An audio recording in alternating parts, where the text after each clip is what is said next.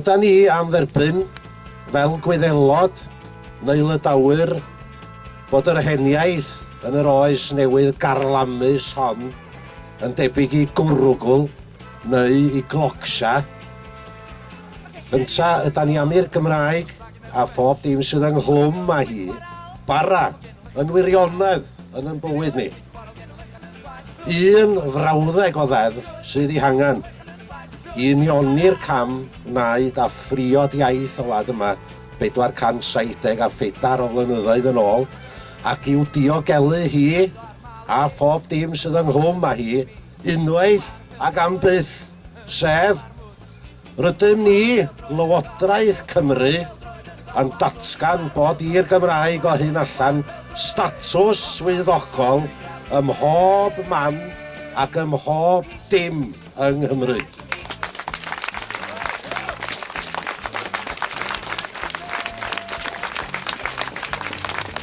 A ddaw'r cyfle ddim eto yn yn hoes ni nag yn oes y Gymraeg.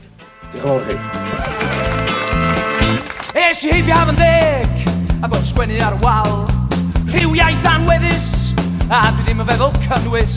Iaith anweddus a dwi ddim yn feddwl cynnwys. Iaith anweddus a dwi ddim yn feddwl cynnwys. Iaith anweddus a dwi ddim yn feddwl cynnwys. Iaith anweddus os da chi isio gwneud graffiti. Graffiti Cymraeg. Graffiti Cymraeg. Graffiti Cymraeg. Rhyw 2 blynedd yn ôl erbyn hyn, mi adrefnwyd y gwasanaeth iechyd yng Nghymru a mae'r adrefnu dal i fynd rhagddo.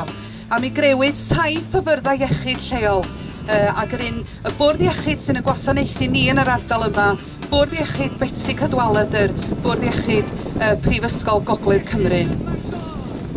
Sa rhywun yn meddwl o wasanaethu ardal fel Gogledd Cymru, y bysa hwn yn fwrdd iechyd gyfan gwbl ddwyieithog. Ond mae gen I gopi yn fama o'r drafft cynllun iaith Gymraeg bwrdd iechyd Betsi Cadwaladr. A mi oedd rhywbeth mae'r trydydd sector wedi rhoi llawer iawn o amser i frwydro'n ei gylch o yn ddiweddar fel mae osian, fel mae'r gymdeithas yn gwybod.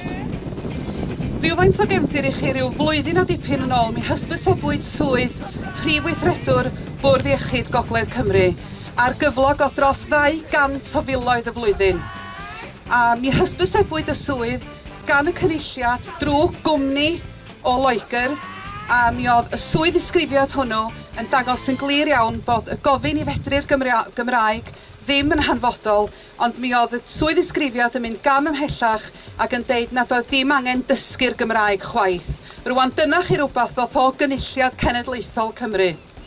Mi sgwennis I adag hynny at y Gweinidog Iechyd at Edwina Hart, a'r atab a gafwyd yn ôl oedd bod hi'n bwysicach I gael rhywun I wneud y job yn dda na cael rhywun oedd yn medru siarad y Gymraeg. Ond os ewch chi I grombil y cynllun iaith, mae'n dod yn amlwg iawn nad ydy'r ddwy iaith ddim yn cael eu trin yn gyfartal, a maen nhw wir ymhell iawn o gael eu trin yn gyfartal. A mi roi rhywfaint o enghreifftiau I chi.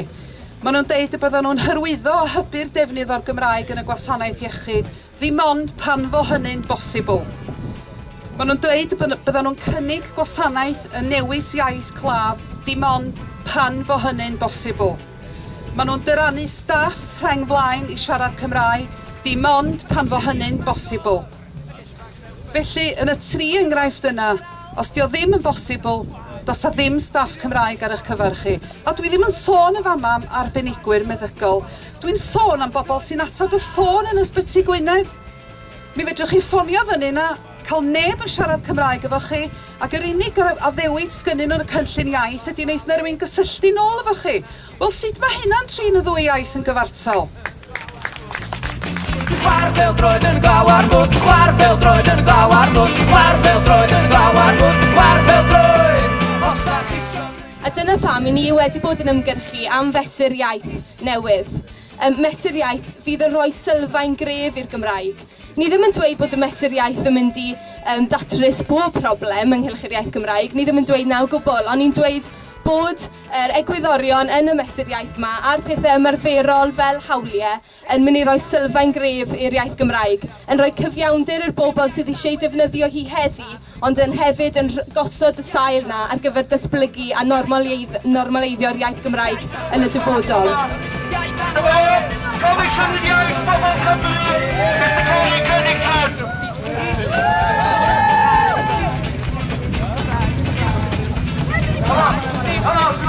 Mae'n addas iawn bod ni tu allan i Super Drug heddiw, oherwydd mae cyffuriau nid un o ddau peth. Neu chi'n arrogant, neu chi'n apathetic. A dwi wedi bod yn apathetic am rhy hir. Reit, dwi'n mynd i fewn a dwi'n ddiolchgar iawn am cael yn apwyntio'n Comisiynydd Iaith. Dwi'n mynd i fewn o'n i weld sut mae Super Drug yn parchu'r iaith Gymraeg. Dwi rioed gweith chwarae dyn o lechan yn y baid. Dwi rioed gweith chwarae dyn o lechan yn y baid. Dwi rioed gweith chwarae dyn o lechan yn y baid. Dwi rioed gweith chwarae. Os da chi isio neu graffiti. Dyma Comisiynydd Iaith nawr. Beth yw dy barn di ar Super Drug, Mr Comisiynydd? Stöyd oedd y staff yn gyfeillgar iawn. Ac yn wir yn anffodus, nath nhw'n gadael i fi prynu sbectol, a sbectol o'n isio er mwyn cael gweld yn glir am unwaith. Be yn union sydd yn digwydd yn y dre yma? Be yn union mae cyfalafiaeth yn ein cymunedau ni'n olygu? Ond nid nhw'n gwerthu sbectol i ni. Nid nhw'n gadael i ni edrych yn glir. Diolch yn fawr iawn. Cymraeg! Graffiti!